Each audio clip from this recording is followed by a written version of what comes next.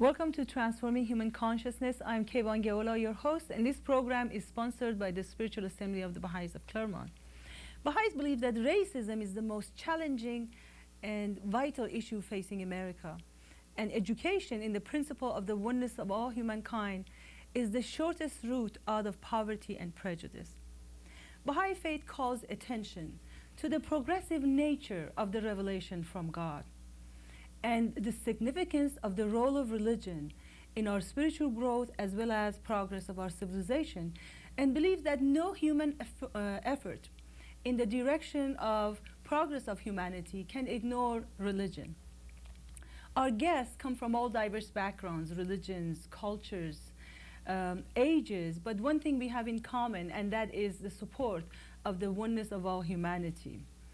And our hope is for you to be encouraged to examine the transforming powers of the writings of Baha'u'llah, the prophet founder of the Baha'i faith, in helping humanity to usher in the age of the oneness of humanity.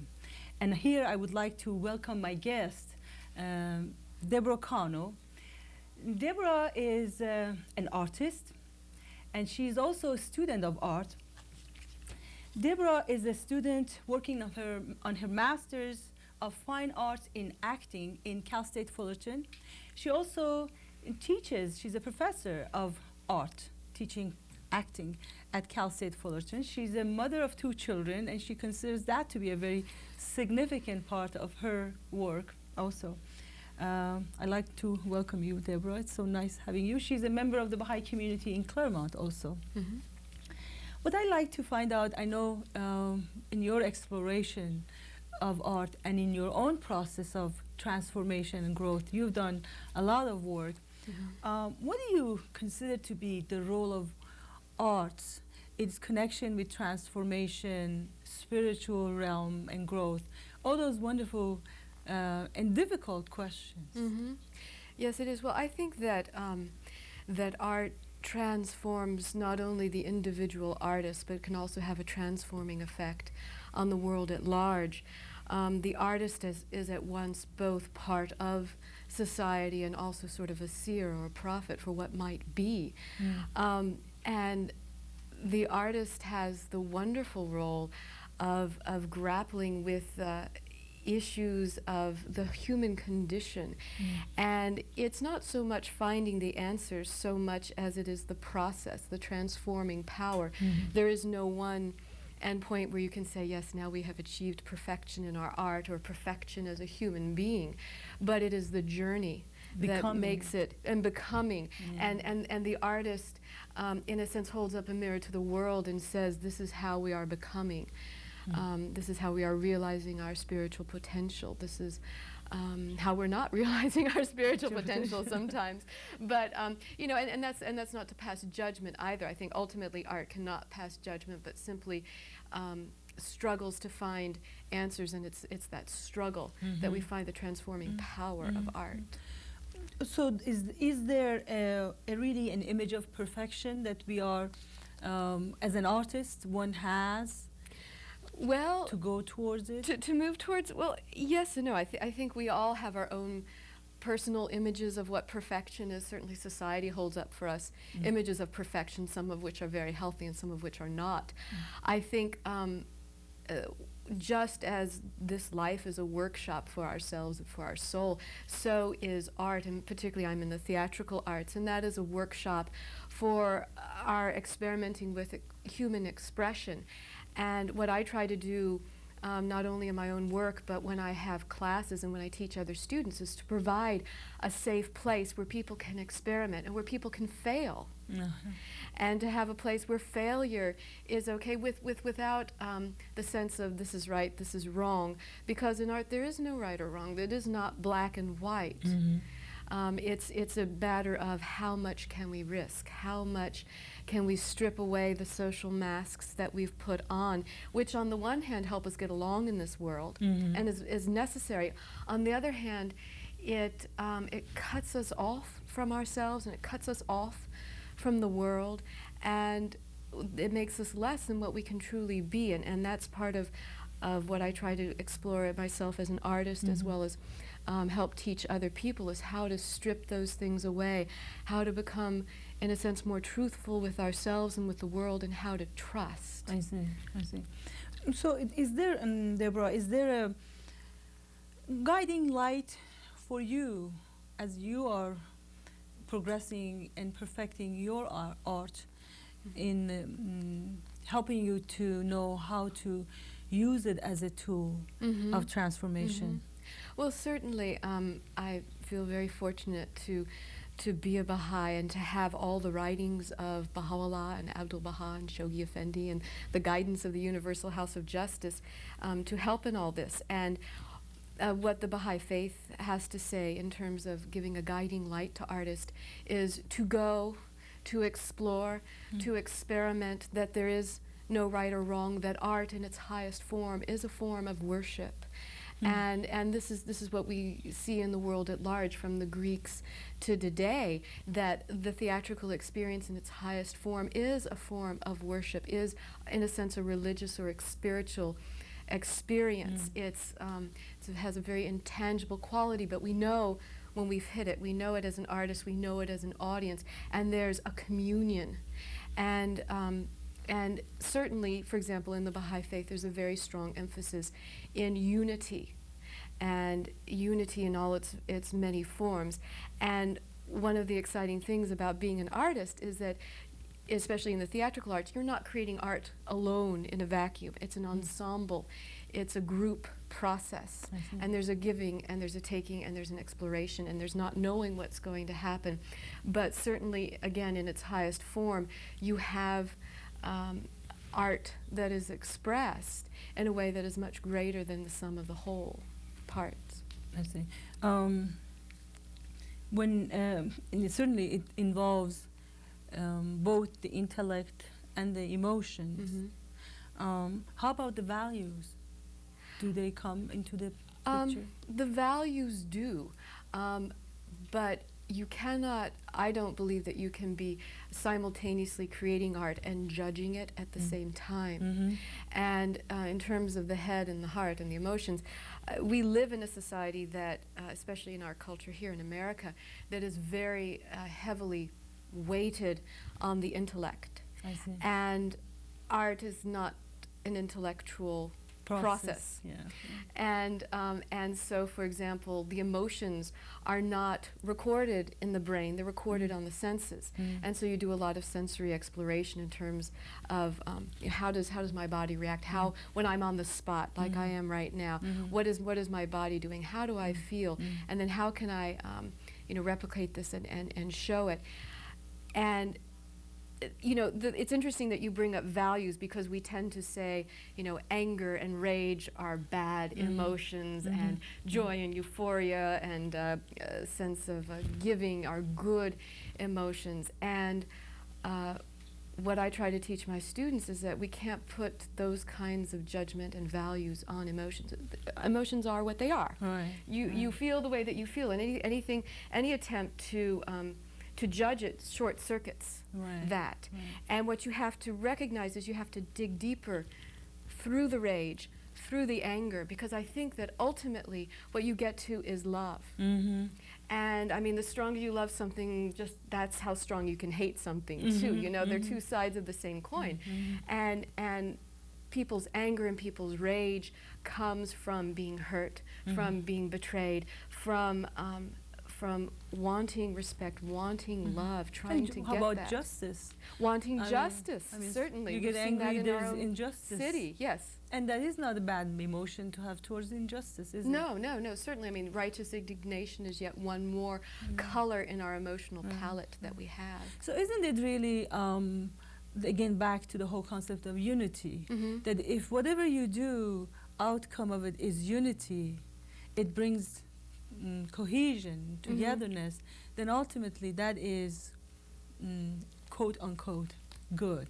But if it brings fragmentation and destruction, then ultimately that is destructive. Yes, exactly. That's right. And the more that we can bring unity and accepting all of our colors and our range of emotion, and the more that we see that in the expression of anger or rage or great joy or righteous indignation, that out of this comes a sense of connection between the ensemble, connection between the artist and society. Hearts meet. Hearts meeting, exactly. Exactly. Heart-to-heart connection.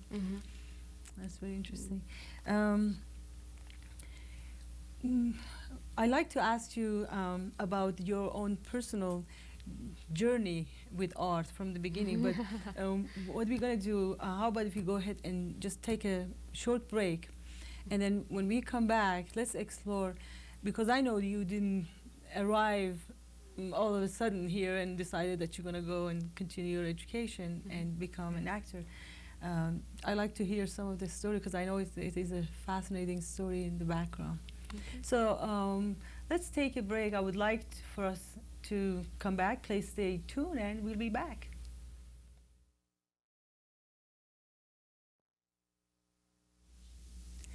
Welcome back to Transforming Human Consciousness. We're going to continue our conversation with Deborah, an artist, a professor, a parent, and we were talking about the journey, your journey. How did it prepare you for the work you're doing now? Well, it's been a very long and torturous trail, and it's had a lot of different byways. But you don't look that old. I know, I just feel that way. No, I was raised. I was very lucky. I was raised in North Carolina, and my grandmother, my mother's mother, lived with us, and she was an artist. She was a visual artist. And whenever she was painting, we were painting. Whenever she was modeling clay, we were modeling clay. And even though my parents say that all the artistic things skipped generations, because neither one of them are musically inclined or particularly artistically inclined, they certainly encouraged it in the four of us. I'm one of four children. And you know, between the four of us, we played something like 17 instruments at one point. So what do you play? We played a lot of music. I played oboe and mallet instruments and the organ and piano and the violin. I started off with the violin. And so, and you know, we were raised just on the arts, on ballet and opera, and then when I got older, then of course rock and roll was introduced, and that was good too. And I went and got my undergraduate degree in theater, and you know, it was my first play in the 6th grade and all that sort of stuff, and just loved it, and just I felt like I had come home. I felt like it was a very warm and welcoming place for me. It was a place where I could express myself and be accepted, which I think is a real strong need in many people. You know, actually, and really in all of us. In all people, in all of us, that's right. And I feel very fortunate to have found a place, because I don't think that's a place that's that way for everyone, but certainly I found the theater to be home for me. And after I graduated, I went on to graduate school. Actually, I changed to media arts, and particularly in still photography. And then I had about 10 years away from the theater in terms of my main focus, where I was focusing more on photography and on education. And after 10 years of that, I decided, I had been doing theater on the side, and I had put together 2 one-woman shows. What were they about? One was about Juliet Thompson, who was an artist at the turn of the century. She lived in New York City, across the street from Khalil Gibran. That's right. And so it's about her journey, and she was one of the early American Baha'is, and she traveled to the Holy Land and met with Abdu'l-Baha, and was one of his hosts when he was here in this country in 1912. I see. And she was quite a character, and so one of the pieces is about her. And the other piece that I wrote together with my brother-in-law is about Tahereh, who was a Persian poet in the mid-1800s, and at a very early age, in her early 30s, she was killed by order of the government for her outspokenness on the equality of men and women, and for her outspokenness on religion, because she was one of the early Babis. And so I had been doing that on the side and traveled quite a bit to Israel, to Canada, to Florida, to North Carolina, out here. And I just decided, I became unhappy in the work that I was doing. And in terms of transforming human consciousness and in transforming myself and in working with my children and realizing that I wasn't happy, and then my unhappiness was then affecting my attitude towards, towards my family, I decided I had to. So you had more to grow and more to give. I had more to do. I had sort of stopped growing in some ways, and so I made the decision to go back to school to get my Master of Fine Arts in acting, and to teach as well as perform. I've always gotten a lot out of teaching. You learn more than you teach when you're teaching. Oh yes, that's right. That's right. How about parenting? Does that and art come together at somewhere for you? Well, certainly.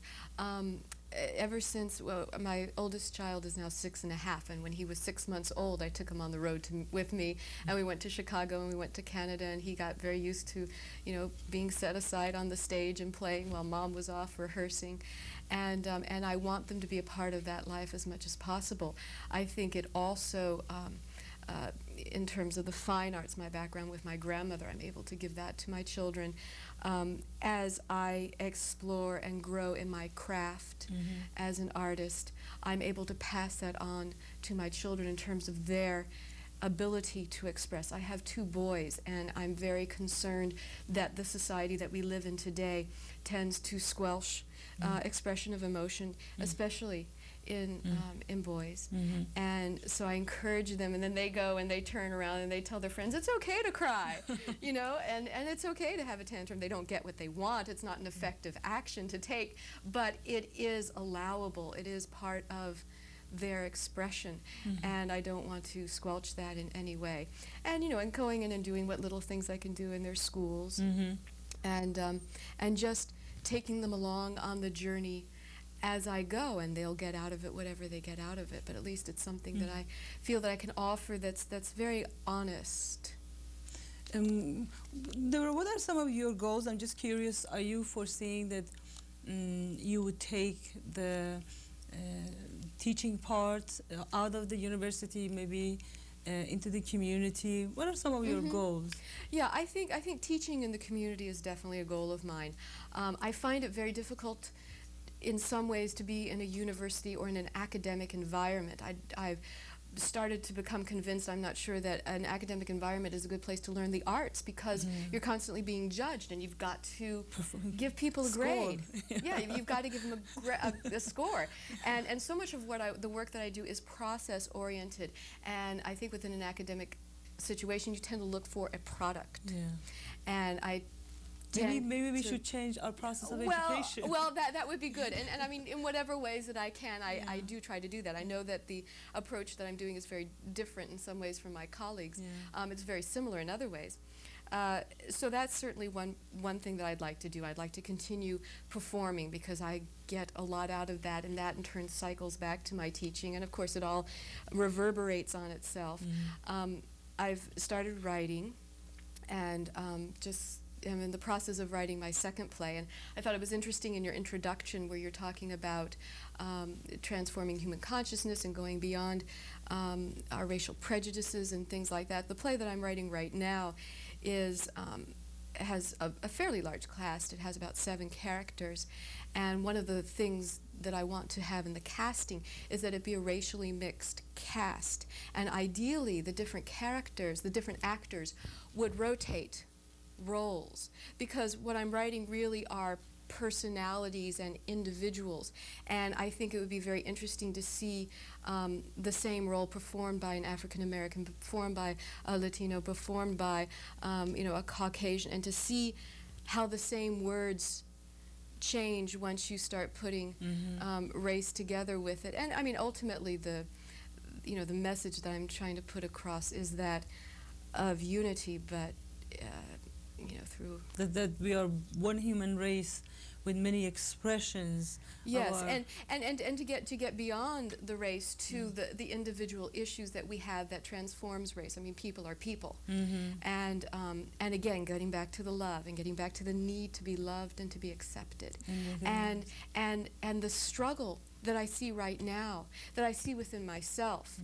Between being a Baha'i and wanting to love and wanting to accept everyone, and being a human being and coming up against my own prejudices, and saying, can I really you know, accept and love this person. I was in a class the other day, and a man, quite unbeknownst to us, part of the piece that he put together involved pulling out a gun and pointing it at the audience. And I didn't know, I just met this man. I didn't know. Whether he was serious or You know, not. I didn't know if I was about to get blown away, and then he put it in his mouth, and I didn't know if he was about to commit suicide and there were going to be brains all. You know, it was very frightening. It turned out it was part of the work that he was doing, and you know, I didn't know, and I'm struggling to say, okay, can I trust this person? Can I open up my heart to this person? It's going to take a long process for me to get to the point where I can say, okay, and it challenges, you know, it was a very good experience for me in the sense that it challenged my beliefs.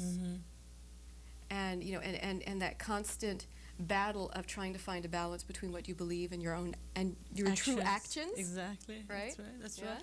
There are so many, I mean, there are those of us who are willing to die for our beliefs, but yet in our actions we fell short of living up to it. And that's the struggle of life, I guess, just to bring those two into line. Yeah. And so you're saying art makes it very real and always present.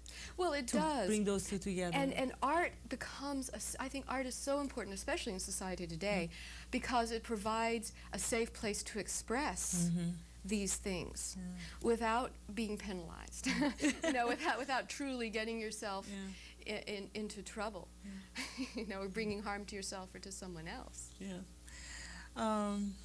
It's so interesting, fascinating listening to you, Deborah. I really want to thank you for being here and coming.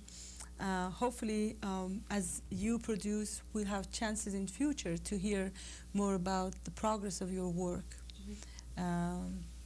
Again, thank you for being here. I would like to invite our audience, if you have any questions or any comments, please contact us through Baha'i Faith, P.O. Box 686, Claremont, California, for Transforming Human Consciousness. I'm Kayvon Geola. Thank you for being with us.